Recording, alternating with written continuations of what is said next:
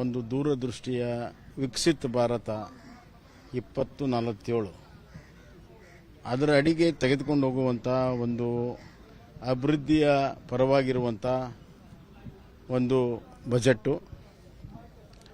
ಅಷ್ಟೇ ಅಲ್ಲ, physical consultation ಅಷ್ಟೇ ಅಲ್ಲ, ಎಕನಾಮಿಕಲ್ ಸ್ಟ್ರಕ್ಚರ್ ಮತ್ತು ಸೋಷಲ್ ಸ್ಟ್ರಕ್ಚರ್ ಎರಡನ್ನೂ ಕೂಡ ಮಹತ್ವ ಕೊಟ್ಟು ಸಮತೋಲನದಿಂದ ತೆಗೆದುಕೊಂಡು ಹೋಗುವಂಥದ್ದು. ಅಂದರೆ ಗ್ರೋತಲ್ಲಿ economic growth, inclusive growth, social ಸ್ಟ್ರಕ್ಚರಲ್ಲಿ ಗ್ರಾಮೀಣ, ಅರ್ಬನ್, ಬಡವರು, ಹೆಣ್ಣುಮಕ್ಕಳು, ಯುವಕರು ಮತ್ತು ರೈತರು ಮತ್ತು MSME ಹೀಗೆ ಎಲ್ಲ ವರ್ಗದ ಜನರಿಗೆ, SC ST ಸಮಾಜಕ್ಕೆ ಇವತ್ತು ದುಡಿಯುವ ಕೈಗಳಿಗೆ ವಿಪುಲವಾದಂಥ ಅವಕಾಶವನ್ನು ಕೊಟ್ಟಿರುವಂಥದ್ದು ಒಂದು ಬಜೆಟ್.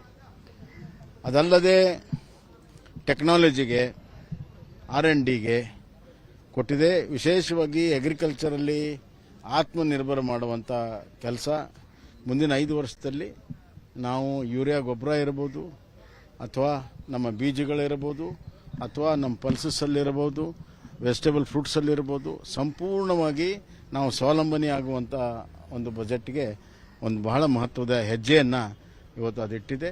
ರೂರಲ್ ಕ್ರೆಡಿಟ್ ಸಿಸ್ಟಮ್ಗೆ ಭಾಳ ಒತ್ತು ಕೊಟ್ಟಿದೆ. ರೂರಲ್ ಕ್ರೆಡಿಟ್ ಸಿಸ್ಟಮ್ಗೆ ಭಾಳಷ್ಟು ಒತ್ತನ್ನು ಕೊಟ್ಟಿದೆ.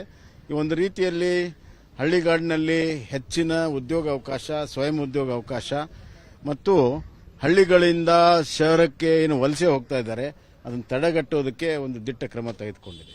ಇನ್ನು ಎರಡನೇದಾಗಿ ಟ್ಯಾಕ್ಸೇಷನ್ನಲ್ಲಿ ಭಾಳಷ್ಟು ಸರಳೀಕರಣವನ್ನು ಮಾಡಿದೆ. ಕಸ್ಟಮ್ಸ್ ಡ್ಯೂಟಿಯಲ್ಲಿ ಸರಳೀಕರಣವನ್ನು ಮಾಡಿದೆ.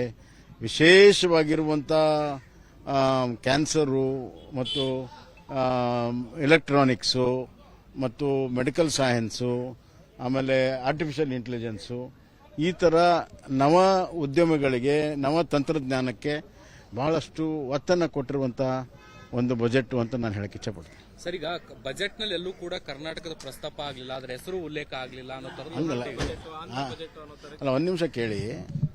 ಎಲ್ಲ ರಾಜ್ಯಗಳ ಹೆಸರು ಭಾಷಣದಲ್ಲಿ ಬರಲ್ಲ. ಸಂಪೂರ್ಣ ಬಜೆಟ್ ಡಾಕ್ಯುಮೆಂಟ್ ಅನ್ನ, ಫೈನ್ ಪ್ರಿಂಟ್ ಅಂತ ನಾವೇನು ಕರಿತೀವಿ, ಅದನ್ನು ನೋಡಿದಾಗ, ಈಗ ಉದಾಹರಣೆಗೆ ರೈಲ್ವೇಸ್ ಅಲ್ಲಿ ಹಣ ಕೊಟ್ಟಿದ್ದಾರೆ ದೊಡ್ಡ ಪ್ರಮಾಣದಲ್ಲಿ. ಅದಕ್ಕೆ ರೈಲ್ವೆ, ರೋಡು, ಇನ್ಫ್ರಾಸ್ಟ್ರಕ್ಚರ್ಗೆ ಕೊಟ್ಟಿದ್ದಾರೆ. ಅದಕ್ಕೆ ಕರ್ನಾಟಕದಲ್ಲೂ ಕೂಡ ಹಣ ಬರ್ತದೆ, ರೈಲ್ವೇದಲ್ಲಿ ಬರ್ತದೆ, ರೋಡಲ್ಲಿ ಬರ್ತದೆ. ಆಮೇಲೆ ಇಂಡಿಯನ್ ಇನ್ಸ್ಟಿಟ್ಯೂಟ್ ಆಫ್ ಸೈನ್ಸ್ ಅಂತ ಅದಕ್ಕೆ ಕೊಡ್ತೇವೆ ಅಂತ ಹೇಳಿದ್ದಾರೆ. ಆಮೇಲೆ ನವ ಉದ್ಯಮಗಳಿಗೆ ಆರ್ಟಿಫಿಷಿಯಲ್ ಇಂಟೆಲಿಜೆನ್ಸ್ ಅಲ್ಲಿ ಕೊಡ್ತೀವಿ ಅಂದ್ರೆ ಅದು ಕೂಡ ಬೆಂಗಳೂರಿಗೆ ಬರ್ತದೆ. IT BTL ಬರ್ತಾ ಇದೆ, R&Dಗೆ ಅದು ಬೆಂಗಳೂರಿಗೆ ಬರ್ತಾ ಇದೆ. ಅದು ಅಲ್ಲದೆ ಇವತ್ತು ಸುಮಾರು 1.5 ಲಕ್ಷ ಕೋಟಿ ರಾಜ್ಯಗಳಿಗೆ 50 ವರ್ಷ ನಂತರ ತೀರಿಸುವಂತ ಬಡ್ಡಿ ರಹಿತ ಸಾಲವನ್ನು ಕೊಟ್ಟಿದ್ದಾರೆ. ನನ್ನ ಪ್ರಕಾರ ಒಂದು 7-8 ಸಾವಿರ ಕೋಟಿ ಕರ್ನಾಟಕಕ್ಕೆ ಅದರಲ್ಲಿ ನಮಗೆ ಬರ್ತಾ ಇದೆ. ಕಳೆದ ವರ್ಷನೂ ಕೂಡ 6 ಸಾವಿರ ಕೋಟಿ ನಮಗೆ ಬಡ್ಡಿ ರಹಿತ 50 ವರ್ಷಕ್ಕೆ ತೀರಿಸುವಂತ ಲಾಂಗ್ ಟರ್ಮ್ ಒಂದು ಸಾಲ, as good as free then, ಅದನ್ನು ಕೊಟ್ಟಿದ್ದಾರೆ ಕ್ಯಾಪಿಟಲ್ ಇನ್ವೆಸ್ಟ್ಮೆಂಟ್ಗೋಸ್ಕರ. ಹೀಗೆ ಪ್ರತಿ ವರ್ಷನೂ ಕೂಡ ಕೊಡ್ತಾ ಇದ್ದಾರೆ. ಆದರೆ ಯಾವುದು ಬಂದಿದೆ ಅದನ್ನು ಬಿಟ್ಟು ರಾಜ್ಯ ಸರ್ಕಾರ ಖ್ಯಾತಿಯನ್ನು ತೆಗಿತದೆ. 15ನೇ ಹಣಕಾಸಿನಲ್ಲಿ ಎಲ್ಲ ತೀರ್ಮಾನ ಮುಗಿದು ಹೋಗಿದ್ದನ್ನು ಅದನ್ನೇ ಪದೇ ಪದೇ ಹೇಳ್ಕೊಂಡು ಕೂತ್ಕೊಂಡ್ರೆ ಅದಾಗಲ್ಲ. ಈಗ 16ನೇ ಹಣಕಾಸು ಬಂದಿದೆ, ಅದರ ಬಗ್ಗೆ ರಾಜ್ಯ ಸರ್ಕಾರ ಚಿಂತನೆ ಮಾಡಬೇಕು. ಅದರಲ್ಲಿ ನಾವು ಹೆಂಗೆ ಹೆಚ್ಚಿನ ಹಣ ತೆಗೆದುಕೋಬೇಕನ್ನುವಂಥ ಚಿಂತನೆ ಮಾಡಬೇಕು. ಮತ್ತೀಗ ಸಬರ್ಬನ್ಗೆ ಕಳೆದ ವರ್ಷ 7,500 ಸಾವಿರ ಕೋಟಿ ಕೊಟ್ಟರು.